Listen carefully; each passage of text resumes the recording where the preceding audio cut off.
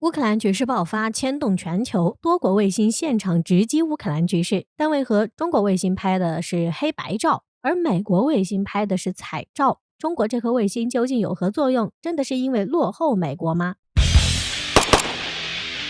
近段时间，俄乌战区的新闻接二连三地被放出，其中唯一一架世界上最大的运输机安225爆出疑似被炮火摧毁的消息。2月24号晚，俄罗斯武装部队对位于乌克兰首都基辅北郊的霍斯托梅尔机场发动轰炸式袭击。随后便有媒体爆出，停放在霍斯托梅尔安东诺夫机场的世界最大运输机安225梦想号在炮火中被摧毁。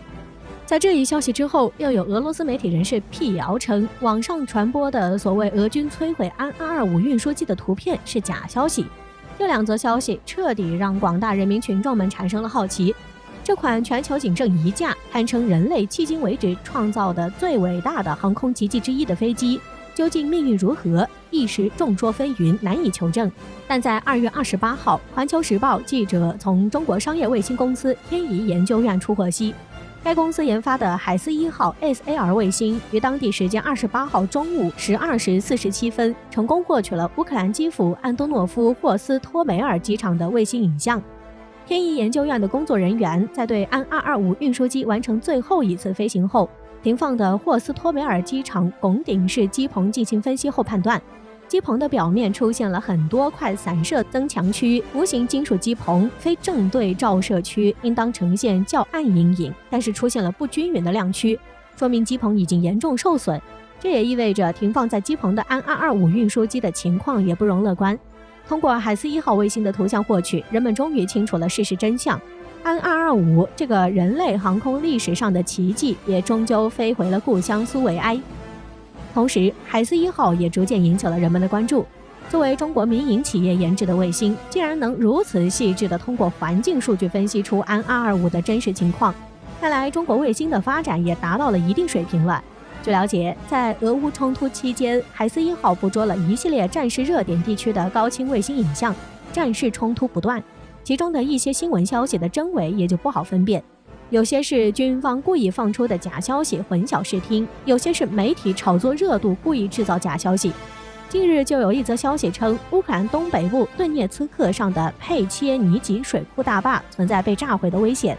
关于到底是乌克兰军方还是俄军众说纷纭，而住在附近的人们被要求撤离可能被洪水淹没的地区，疏散到金琴科街区。但随后中国环球时报便报道了中国海思1号在太空中拍摄到了事发地的卫星照片，分辨率为1米，拍摄时间就在传言佩切尼吉水库大坝被炸毁后，卫星照片显示大坝并没有被炸毁，同时水库也仍然处在正常蓄水状态，洪水淹没迹象也被发现，传言也就被卫星照片击破。随着海思1号拍到了更多俄乌战区的卫星照片，许多网民也开始产生疑问，为啥海思1号的卫星照片都是黑白的，而美国的卫星照片都是全彩的？是因为技术上存在差距吗？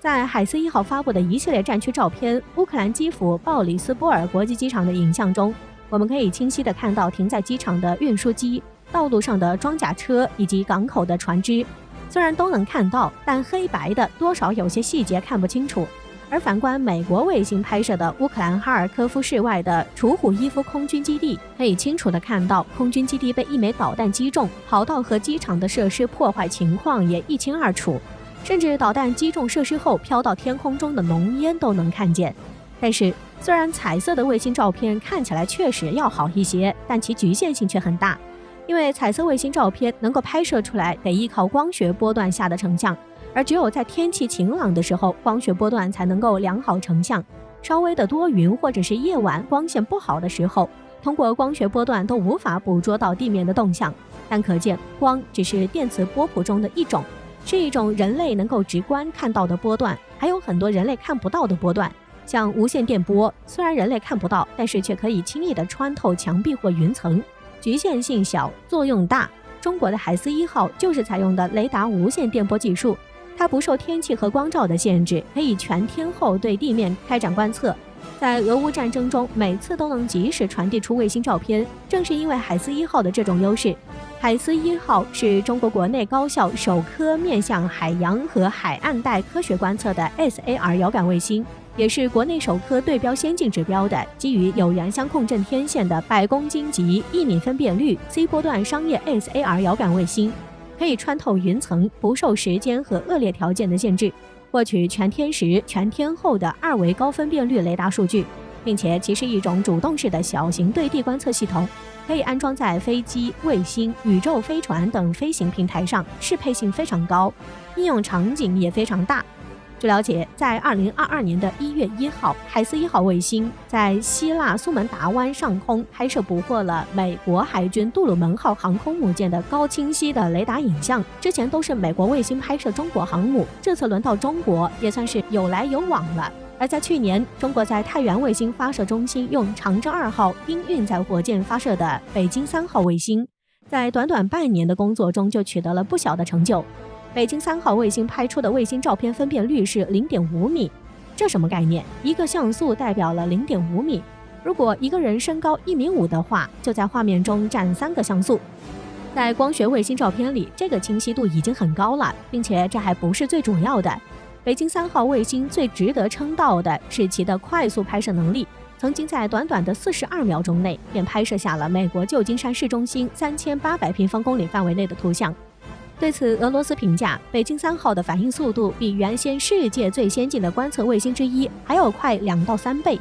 扫描带的宽度也宽了 77%， 而重量只有美国的1半。同时，海斯1号 SAR 遥感卫星和北京3号光学卫星可以形成一种互补的状态。我们前面提到了海斯1号卫星基本不受时间和恶劣天气限制，但是电磁干扰对其的影响比较大。在电磁干扰造成信噪比严重降低的时候，海斯1号卫星就无法发挥作用，而北京1号光学卫星在时间和天气上存在局限性，并且不能穿透云雾。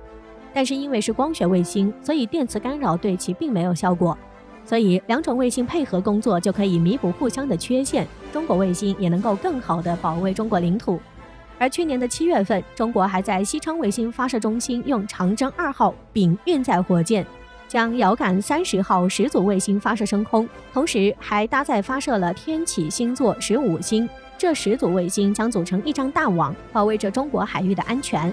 如果有电磁性的航行器进入中国海域，就会被卫星清楚拍摄，再把信号传递给地面指挥中心。这些卫星在未来还可以进行组网模式，之后进行电磁领域的研究，并且卫星上还装载网络研究数据等有关设备，为中国在未来的研究提供更多的实验数据和应用机会。近年来，随着中国航空领域的不断发展，一次次的运载火箭升空，中国的卫星也越来越强大。